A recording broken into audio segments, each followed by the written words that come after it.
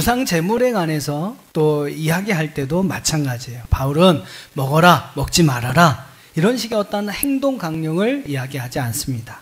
그렇게 이야기하지 않고 몇 가지 원칙을 제시합니다. 그리고 그 원칙에 따라서 고린도 교회 성도들이 우상에게 드린 제물을 먹든지 말든지 스스로 선택할 수 있는 자유를 그들에게 주는 것을 볼 수 있습니다. 자, 첫 번째, 바울이 우리에게 이야기하는 원칙이 있습니다. 한번 따라해 보시죠. 사랑으로 덕을 세우라. 우상의 제물에 대해서 이야기하면서 가장 먼저 바울이 강조하는 것은 너희는 치식으로 행하지 말라는 거예요. 오직 사랑으로 행하라. 그래서 사랑으로 덕을 세우라라고 이야기를 합니다. 그 일로 인하여 어긋난 일을 행한 자들을 비난하고 정죄하고 비판하기보다는 어떻게 해라? 사랑으로 이해해주고 사랑으로 긍휼을 베풀어 주어라 라고 이야기를 합니다. 그것이 바로 그리스도의 덕을 세우는, 바로 하나님의 교회를 더 아름답게 세워가는 방법이다라는 거죠. 두 번째 원리는 이제 9장으로 우리가 좀 넘어가 볼 텐데요. 9장의 말씀 속에서 사도 바울은 자신을 하나님께서 사도로 부르셨는데 그 사도로서 자신이 전하는 그 복음의 말씀대로 행할 것을 이야기합니다. 우리가 왜 복음대로, 즉 하나님이 우리에게 주신 그 말씀대로 행하며 살아가야 하는지, 그렇게 사는 것이 왜 중요한지를 우리에게 말씀해 주고 있습니다. 바울의 표현대로 여러분, 복음은 우리를 최고로 사랑하신 하나님께서 우리를 위하여 기록해 주신 말씀이라는 거예요. 우리의 풍성한 축복의 삶을 위해서, 행복한 미래를 위해서, 영원한 생명과 영원한 소망을 우리에게 주시기 위해서 바로 우리를 위하여 주신 것이 바로 복음이다.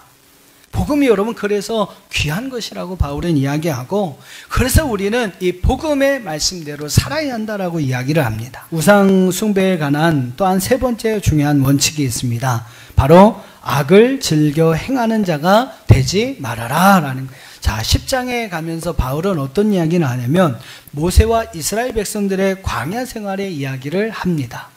하나 이제 예로서 고린도 교회의 성도들에게 이야기를 합니다. 7절 말씀에 보면 우상 숭배를 행했습니다.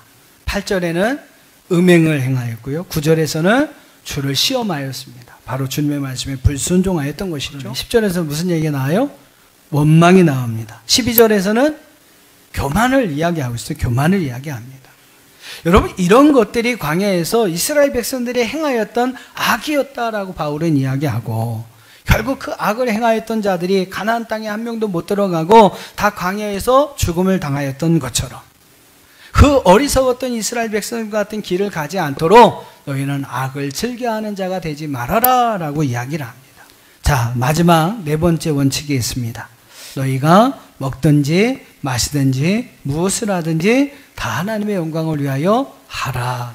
여러분 어떻습니까? 여러분의 삶은 다 하나님의 영광을 위한 삶이 되고 있습니까? 지금 여러분이 하고 있는 그 일은 과연 무엇을 위해서 하고 계신 겁니까? 그냥 여러분 먹고 살기 위해서 하는 겁니까? 그냥 여러분 그냥 죽지 못해서 하는 겁니까? 아니면 하나님의 영광을 위해 하고 계신 것입니까? 무엇이 하나님의 영광을 위한 삶인지를 우리에게 이야기하고 있어요. 무엇이 하나님의 영광을 위한 삶일까? 32절 하반절에 보니까 하나님의 교회에 거치는 자가 되지 말아야 한다.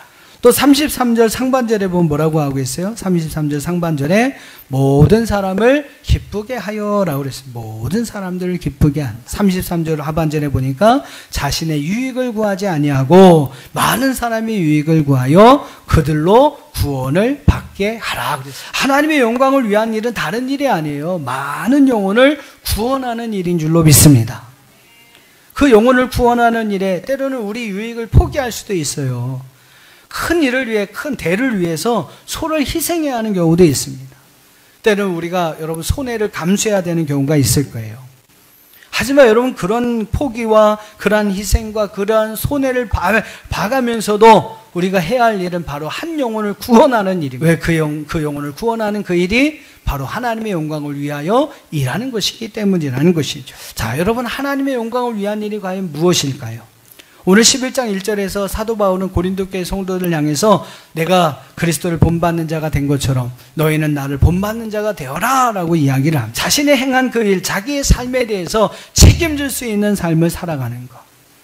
여러분 그것이 바로 하나님의 영광을 위해 살아가는 성도의 모습이라는 거죠. 자, 오늘 이 말씀을 여러분 기억하시면서 저는 여러분의 삶이 자, 4가지 말씀드렸죠. 첫 번째는 어떤 삶을 살아라? 예, 사랑으로 덕을 세우는 삶을 살아라. 두 번째는 사도로서 권한 바울을 통해 우리에게 주시는 하나님의 말씀, 또 믿음의 선진들을 통해서 우리에게 주시는 복음, 그 하나님의 말씀으로 행하라. 세 번째는 악이 이스라엘 백성들이 광야에서 행하였던 악을 이야기하죠. 그 악에는 우상숭배, 음행, 교만, 불순종 이런 것들이 있었습니다. 그런 악을 멀리하는 자가 되라. 또 네 번째는 무엇이었습니까? 먹든지 마시든지 무엇을 하든지 다 하나님의 영광을 위하여 하라. 여러분 삶에 이러한 분명한 원칙을 가지고 여러분의 믿음의 삶을 아름답게 살아갈 수 있게 되기를 주님의 이름으로 축복합니다.